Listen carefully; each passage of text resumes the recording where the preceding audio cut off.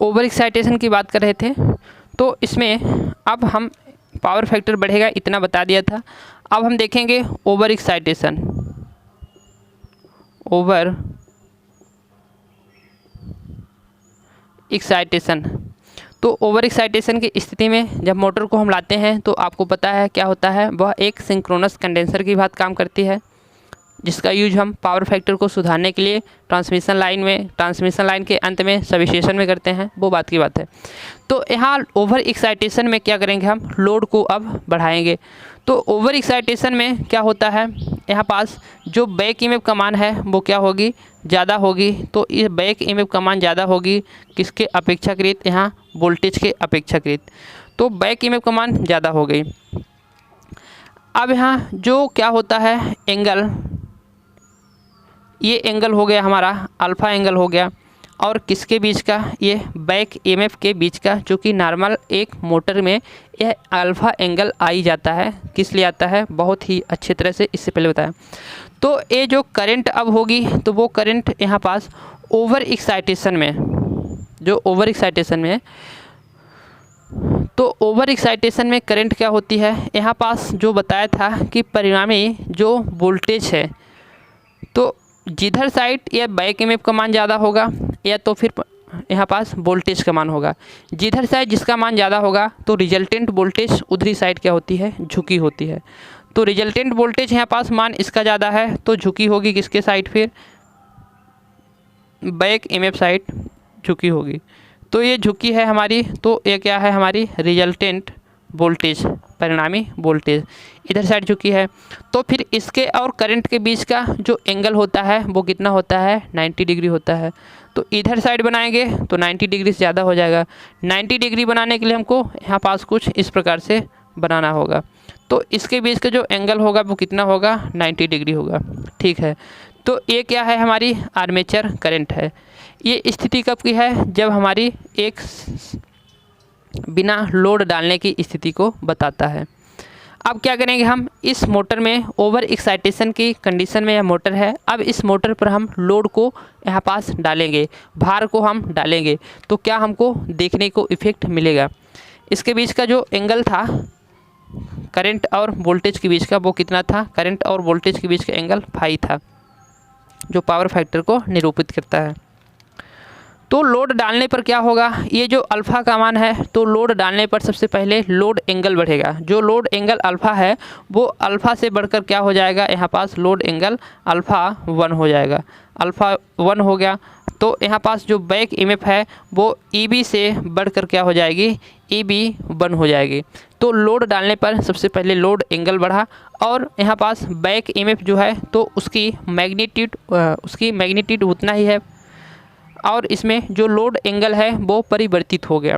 अब क्या होगा, लोड एंगल यहाँ पास बढ़ गया है, तो लोड एंगल बढ़ने पर इसमें क्या होगी, इसकी जो रिजल्टेंट है वो भी क्या होगी, बढ़ेगी।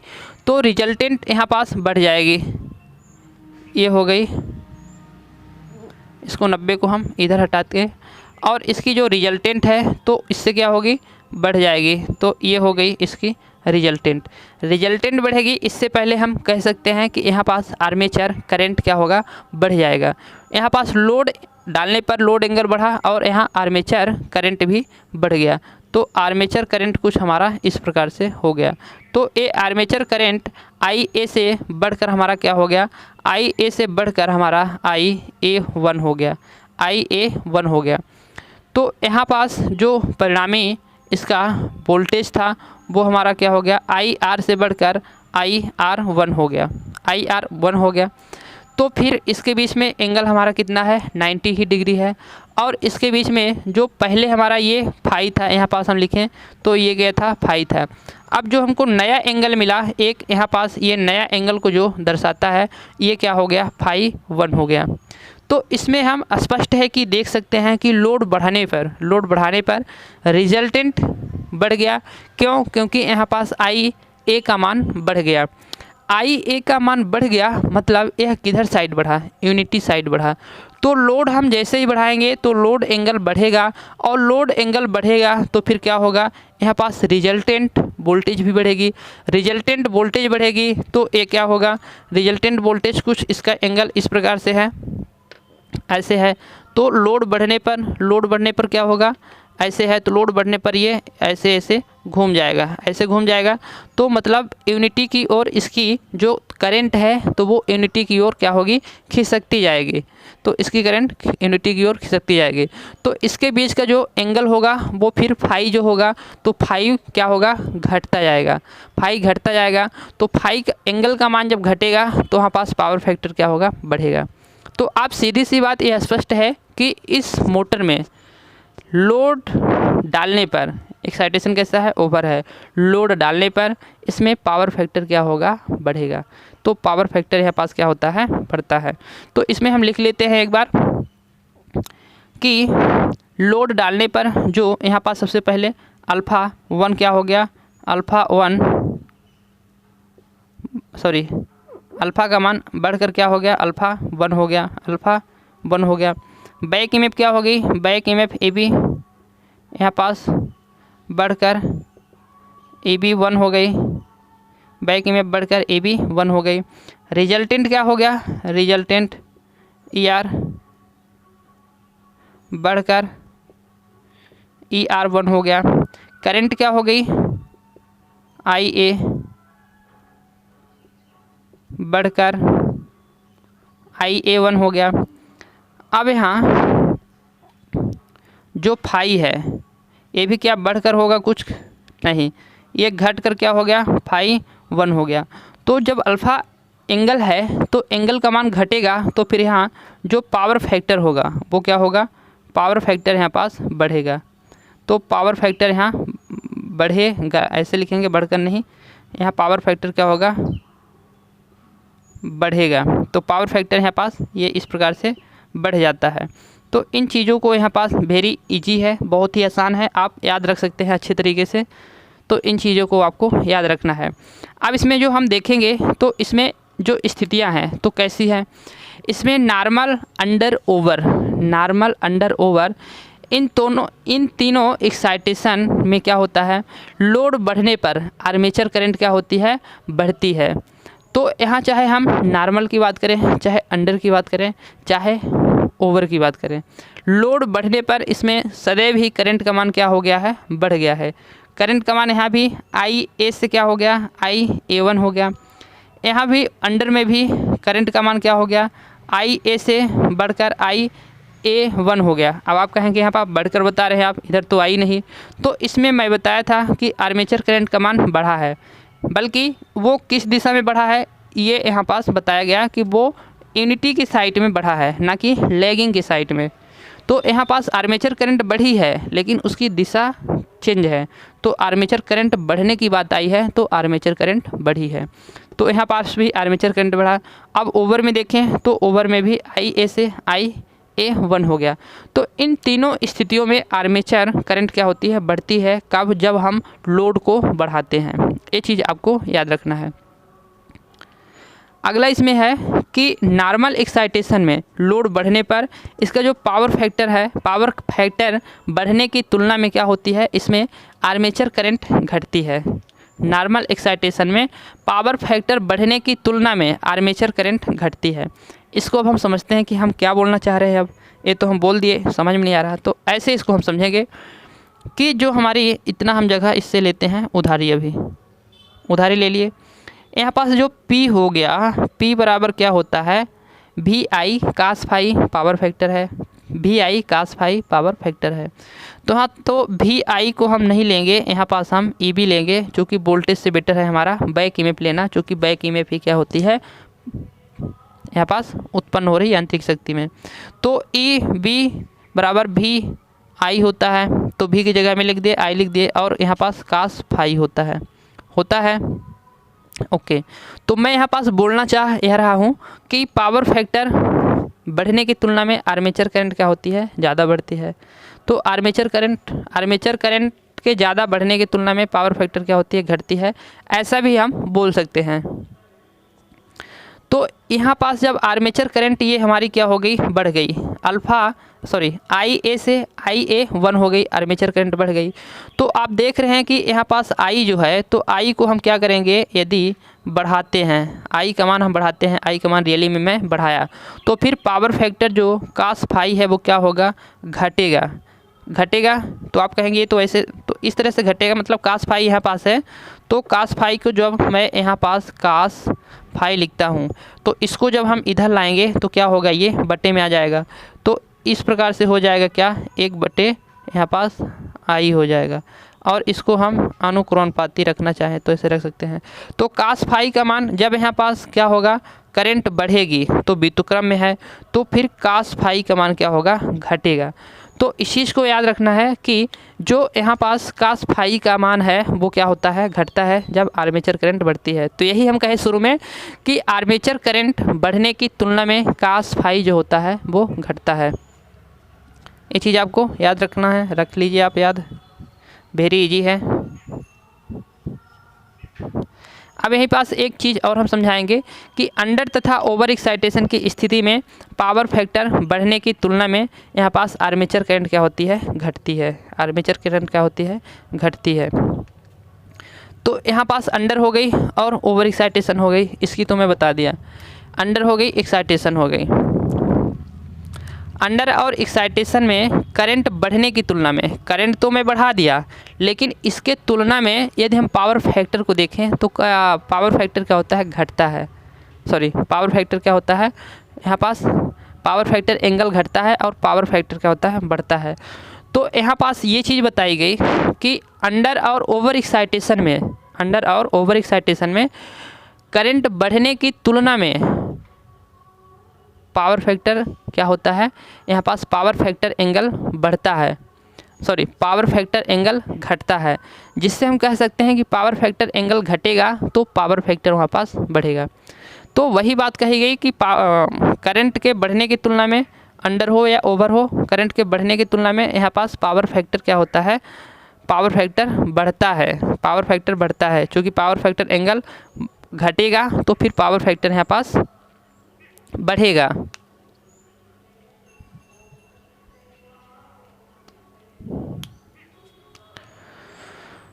तो यहाँ पास बात ये है कि P बराबर जब हम लिखते हैं AB I cos फाई, तो यदि जितना करंट बढ़ रही है कहीं उससे ज़्यादा हमारा पावर फैक्टर बढ़ता है। बात यह यहाँ पास कही गई है कि जितना हमारा क्या होता है, करंट बढ़ती है, यहाँ पास क्या होती है, cos फाई बढ़ेगा तो उसकी तुलना में ये क्या है, करंट I है। यदि करंट I भी बढ़ती है, सही बात है, लेकिन जितना cos I बढ़ती है कहीं उससे की तुलना करें पावर फैक्टर से तो पावर फैक्टर क्या होता है, अधिक बढ़ता है। यहाँ पास देख रहे हैं आप कि करंट का मान तो बढ़ा, लेकिन कहीं उससे ज़्यादा हमारा क्या बढ़ गया, पावर फैक्टर बढ़ गया। चूँकि पावर फैक्टर यूनिटी की ओर झुकता है और पावर फैक्टर बढ़ता है, तो करंट के बढ़ने की तुलना में हमारा पावर फैक्टर बढ़ गया। करंट के बढ़ने की तुलना में पावर फैक्टर यूनिटी की ओर झुक रहा, मतलब पावर फैक्टर हमारा बढ़ गया। तो यहाँ पास यही कहा गया कि करंट के बढ़ने की तुलना में पावर फैक्टर बढ़ता है, अधिक बढ़ता है। ये 3 चीज़ें यहाँ पास मैंने बता दिया। इन सभी चीज़ों की आपको नोट्स जो है तो बिल्कुल ही मिल जाएगी, टेलीग्राम पे उपलब्ध है, आप उसको ले सकते हैं। अब हम जो मोटर की सिंक्रोनस मोटर का यूज है, उपयोग है, वो यहाँ पास आपको हम बता रहे हैं कि सिंक्रोनस मोटर का उपयोग क्या है। तो यहाँ पास सिंक्रोनस मोटर का उपयोग की बात करें तो इसको हमको मिटाना पड़ेगा। इसका स्क्रीनशॉट या जैसा भी आप लेना चाहते हैं इसको आप रख सकते हैं।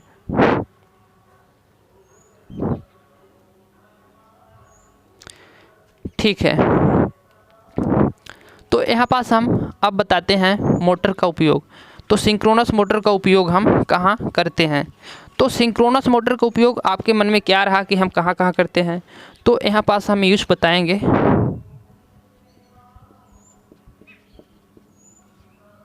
उपयोग, तो पहला जो इसमें उपयोग हम करेंगे तो वो कहाँ करेंगे, सबसे पहला उपयोग तो हम इसको करेंगे पावर फैक्टर को सुधारने के लिए। पावर फैक्टर को सुधारने के लिए हम कहाँ करते हैं, ट्रांसमिशन लाइन में, ट्रांसमिशन लाइन हो गई, ये हो गई हमारी क्या, ट्रांसमिशन लाइन, सब स्टेशन हो गया, और यहाँ पास क्या कर लिए हमने, 3 फेस ले लिए। अब यहाँ से वोल्टेज को हम घटाएंगे या तो फिर बढ़ाएंगे, जैसे भी हो। अभी इस कंडीशन में हम वोल्टेज को क्या करते हैं, घटाते हैं। अब पावर फैक्टर हमारा यहाँ पास जनरेशन है, मान लीजिए, कैसे सुधारते हैं उसको हम बता रहे हैं। यहाँ जनरेशन है, अब यहाँ जनरेटर से क्या होता है, ट्रांसमिशन लाइन को हम दूर तक ले जा रहे हैं। अब इसमें इंडक्टिव लोड होगा, यहाँ पास ये हो गया, और यहाँ पास से ले लिए।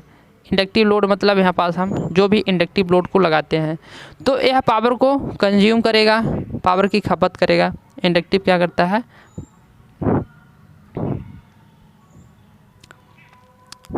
इंडक्टिव जो पावर की खपत नहीं करता, ये आपको उसमें बताया गया। मतलब यहाँ पास जो होगा तो आपके जो रिएक्टिव पावर है उसको क्या करेगा, यहाँ पास ख़राब कर देगा।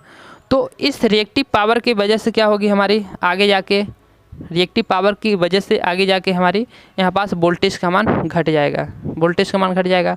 तो इसको हमको एक मेंटेन बनाए रखने के लिए, इम्प्रूव करने के लिए हम क्या करेंगे, इन तीनों फेज में जो हमारी तीनों फेज से हम सप्लाई को क्या करेंगे, यहाँ पास सिंक्रोनस मोटर होगी, और सिंक्रोनस मोटर के ये जो 3 फेज होंगे इसको हम यहाँ से कुछ इस प्रकार से जोड़ देंगे, यहाँ से इस प्रकार से जोड़ देंगे ऐसे करके, और इसको हम डीसी एक्साइटेशन देकर क्या करेंगे, एक सिंक्रोनस स्पीड में घुमाएंगे। डीसी एक्साइटेशन देंगे और इसको घुमाने के लिए हम क्या रखेंगे, इसमें जो प्राइम मूवर होता है उससे हम घुमाएंगे।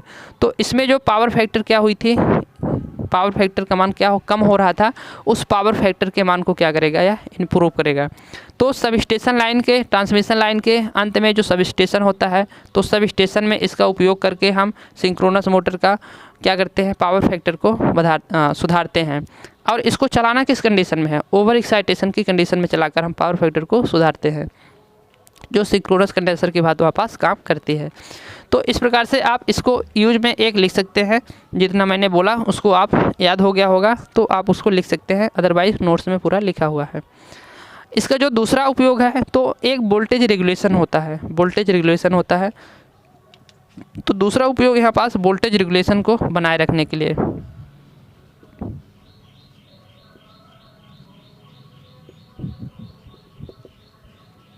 तो वोल्टेज रेगुलेशन को क्या करने के लिए, बनाए रखने के लिए हम इसका उपयोग करते हैं।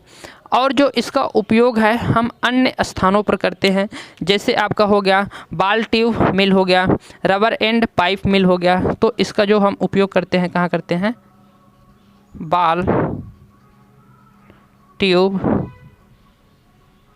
रबर, बाल ट्यूब रबर, सॉरी बाल ट्यूब मिल, बाल ट्यूब मिल हो गया। और यहाँ पास हो गया rubber and paper mill, rubber and paper mill, यहाँ पास यूज करते हैं इसका।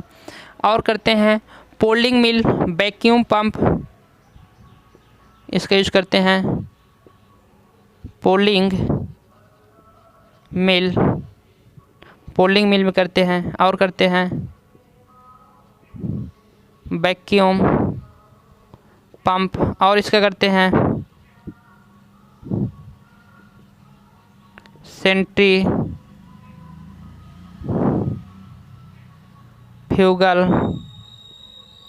पंप, सेंट्रीफ्यूगल पंप में करते हैं, इसका उपयोग सेंट्रीफ्यूगल पंप में करते हैं। और इसको करेंगे स्क्रू पंप में करेंगे, ब्लोअर में करेंगे, इसको हम करेंगे स्क्रू पंप में करेंगे। और कहाँ करेंगे, ब्लोवर में करेंगे, जो क्या होता है हवा को बहुत तेज़ी से फेंकता है। साफ़ सफाई करने के लिए हम लोग उपयोग करते हैं अपने मशीनों में या फिर शॉप में, है ना। तो इन जगहों पर इसका हम उपयोग करते हैं। तो इसका उपयोग हम इतनी जगह करते हैं, यहाँ पास इट्स लिखेंगे। और इस सिंक्रोनस मोटर को आपको यहाँ से आज सिंक्रोनस मोटर का चैप्टर फिनिश होता है। अब हम जो नेक्स्ट टॉपिक होगा वो जनरेशन से टॉपिक को स्टार्ट करने वाले हैं। तो यहाँ से आज सिंक्रोनस मोटर क्या होता है, फिनिश होता है। आपको इतना क्लास को आपने जो साथ दिया, सपोर्ट किया, बनाए रखे आपने, इसका बहुत बहुत धन्यवाद आप सभी का। और ऐसे ही आप क्लास को अटेंड कीजिए डेली, और आपको कुछ न कुछ नई एनर्जी के साथ नया सीखने को अवश्य मिलेगा। सो थैंक्स अभी तक मेरी क्लास में आपको बने रखने के लिए, बहुत बहुत धन्यवाद।